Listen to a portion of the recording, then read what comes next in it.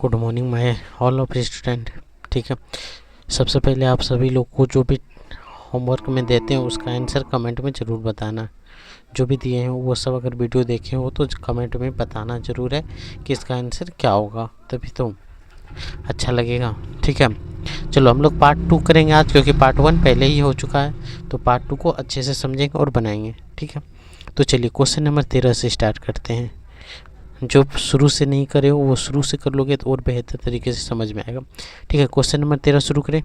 एक विद्यालय में कुल 150 विद्यार्थियों में 120 प्रतिदिन विद्यालय आता है, कितने प्रतिशत विद्यालय नहीं आता है? तो टोटल 150 विद्यार्थी है, कितना है? 150 विद्यार्थी, 120 प्रतिदिन आता है, तो कितना प्रतिशत नहीं? ये तो आने वाला का निकाल रहे हैं, 0 से 0 कटा दो, 5 तिया 15, 5 चौक 20, सॉरी 5 तिया 15 कटाएं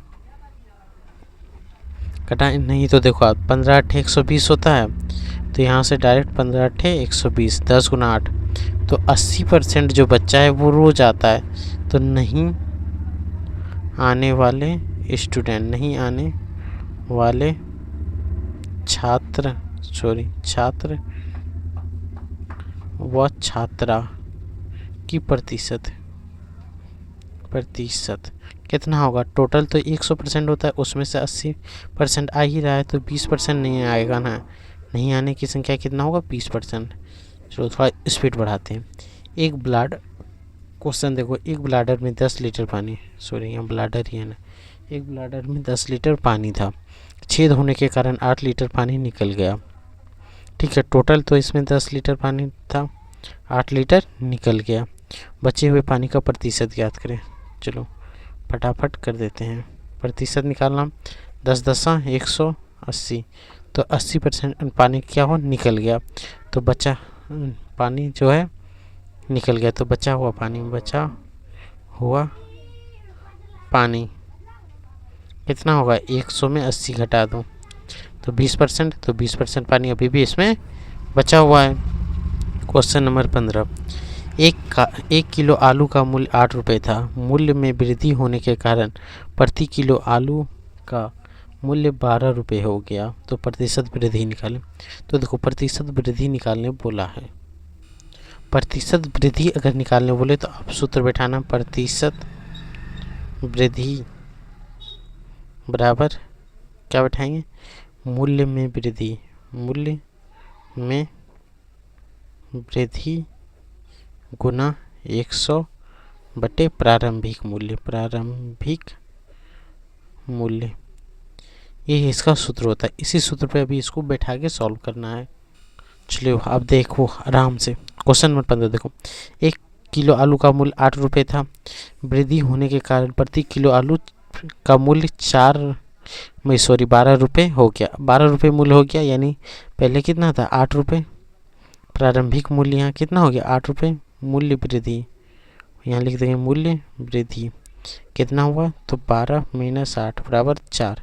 तो चलो यहाँ पे बिठाएं प्रतिशत वृद्धि का सूत्र पे, प्रतिशत वृद्धि। और अगर कमी पूछे, ठीक है, प्रतिशत कमी, तो यहाँ मूल्य में कमी बिठा देंगे। इसको सूत्र को हम घेर के आपके लिए रख देते हैं। तो यहाँ पे क्या बिठाएंगे? मूल्य में वृद्धि गुना 100 बटे प्रारंभिक मूल्य। ठीक है, चलो यहाँ पे बैठाएं, तो 4 रुपये बढ़ा गुना 100, पहले कितना था? 8, 4 दूना 8, 2 से घटाओ 50, तो यहाँ से कितना बढ़ा? तो 50%। यही तो आंसर ही है, कोई दिक्कत यहाँ तक में? क्वेश्चन नंबर 16 देखो, एकदम इजी वे में समझना है, ठीक है, ज़्यादा हड़बड़ और गड़बड़ नहीं करना है।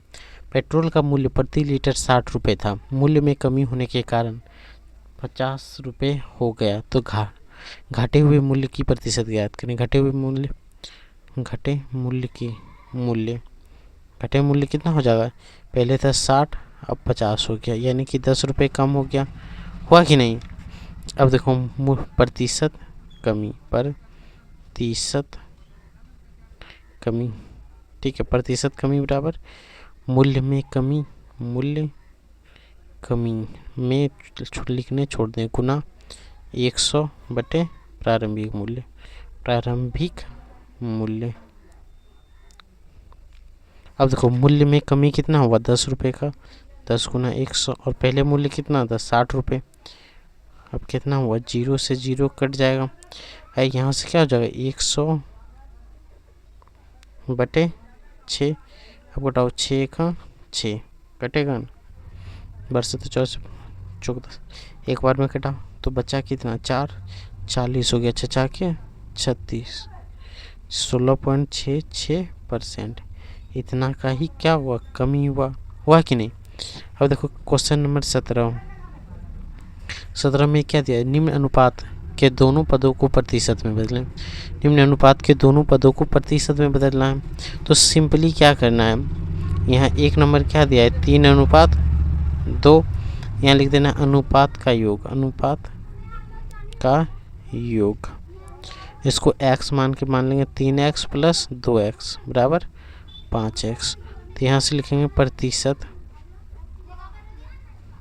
अनुपात सिंपली x हटा दो, साफ आप यहाँ लिख दो 5। अब प्रतिशत नीचे, अब इसका निकालेंगे तो लिख देना है 5/3 गुना 100, कटा दो 20 बार में, 20 या 60, एक हो गया 60%। अब फिर यहाँ नीचे 5 लिख देना, अब की बात 2 है तो 2 गुना 100, 20 बार में, 20 दूना 40, तो 40%। यही हो गया इसका आंसर। जैसे क्वेश्चन नंबर हम लोग सब तो सेम है 5 बनाते हैं, ठीक है, कितना है 7:3, 7:3। तो यहाँ लिखेंगे कुल अनुपात का योग, कुल अनुपात का योग, योग कितना होगा 7 + 3 बराबर 10, 10 हुआ। अब 7 का निकालेंगे तो यहाँ लिख देंगे 10 बटे 7 गुना 100, 10 10 100 यानी 10 7 70, एक हो गया 70%। दूसरा निकाल देंगे 3/10 गुना 10 100, तो यहाँ से इसको घटाओ 10 बार में 10 या 30, तो दूसरा हो गया 30%। या तो एक 70 होगा तो दूसरा 30 होगा, क्योंकि दोनों प्रतिशत मिलके 100 होता है। ये भी मेथड आप यूज कर सकते हो। क्वेश्चन नंबर 18 पे चलते हैं। क्वेश्चन नंबर 18 आप देखो निम्न अनुपात के तीनों पदों का प्रतिशत ज्ञात करें। ठीक है, 3 पद है तो क्या कौन सा बड़ा काम हो गया, यही है। यहाँ सिंपली लिखेंगे माना ताना कुछ नहीं लिखना है, सीधा लिखना है अनुपात का योग, अनुपात का योग। चलो कितना है 2 3 5, कितना हो गया 8। अब यहाँ लिख देंगे नीचे 8, ऊपर में 2 है तो 2 गुना 100। अब की बार फिर लिखेंगे नीचे में 8 बटे 3 गुना 100, ठीक है। और यहाँ पे आप डायरेक्ट 3 को है, तीनों का मान ले बैठा दो एक ही साथ, 5 3 8 2 10, 10 न होगा तो 5 3 8 2 10, तो यहाँ जोड़ क्या आएगा 10, तो यहाँ पे बैठा देना है 10, यहाँ पे भी 10 और यहाँ पे भी 10, ठीक है। अब यहाँ पे लास्ट में क्या बचा है 5, तो 5 गुना 100। अब 0 से 0 कटाएंगे तो ये हो गया 50%, 10 बचे 50, 0 से 0 कटाएंगे 10 या 30, ये हो गया 30%। 0 से 0 कटाएंगे 20, ये हो गया 20%। तो फाइनल आंसर हमारा क्या आएगा 20%, 30% और 50%। यही तो हो गया आंसर। कितना आसान है कि नहीं। देखो क्वेश्चन नंबर 18 का 2 दोनों बता देते हैं। 3 अनुपात 10 अनुपात 12। सबसे पहले क्या लिखना है अनुपातों का योग, अनुपातों का योग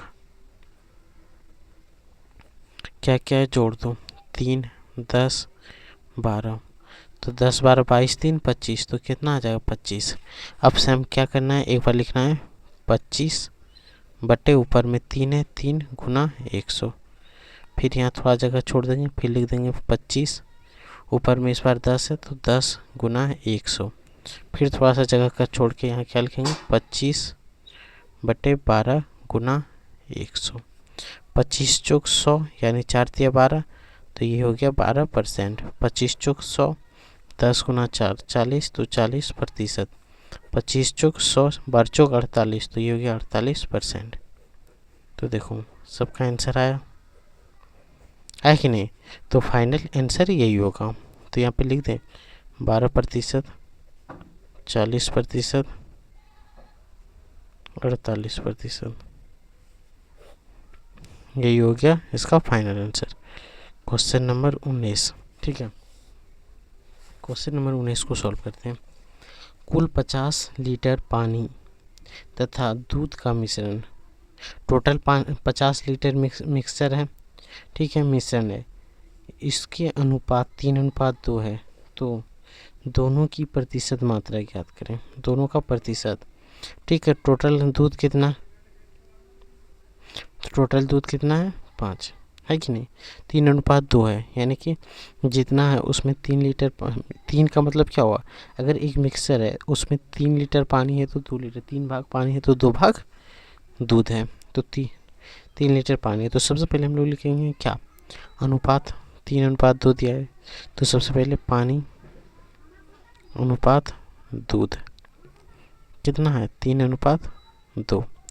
ठीक है, कुल अनुपात हो गया, कुल अनुपात कितना हो जाएगा 3 + 2 5 होगा। अब निकाल लेते हैं पानी के लिए, पानी कितना होगा, पानी ऊपर में है तो यहाँ लिख देंगे 5/3 × 50, जो 50 दिया हुआ है। कुल का मात्रा से पहले पानी का मात्रा निकाल लेंगे, तो कटाओ यहाँ से, तो कितना होगा 10 बार में 10 × 30, तो 30 लीटर इसमें पानी है। अब हम लोग दूध का निकालेंगे, दूध है कितना 5/2 × 50, 10 × 50 10 × 20, तो 20 लीटर इसमें दूध है।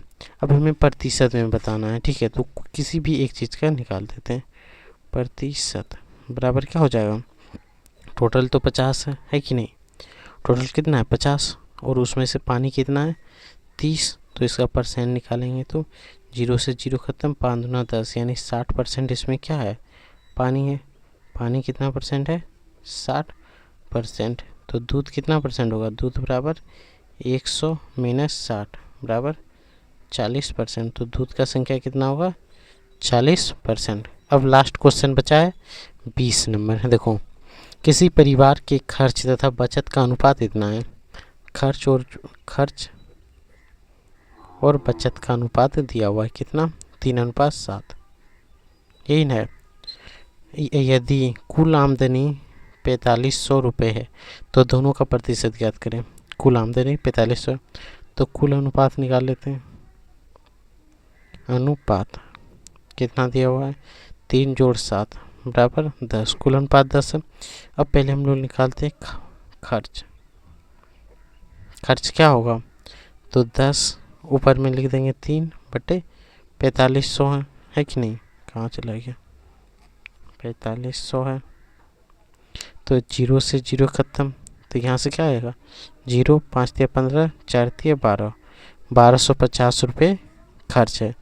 तो बचत कितना होगा, बचत बराबर या तो घटा के भी निकाल सकते हैं कि, लेकिन अनुपात से निकालेंगे 7/10 × 4500, 0 से 0 खत्म, 0 7 × 35 के 5, 7 × 2 = 14 और 1 15, सॉरी 0 7 0 0, 7 × 35 के 5, 7 × 4 = 28, 28 3 31, 3150 रुपये, इतना ही आएगा ना।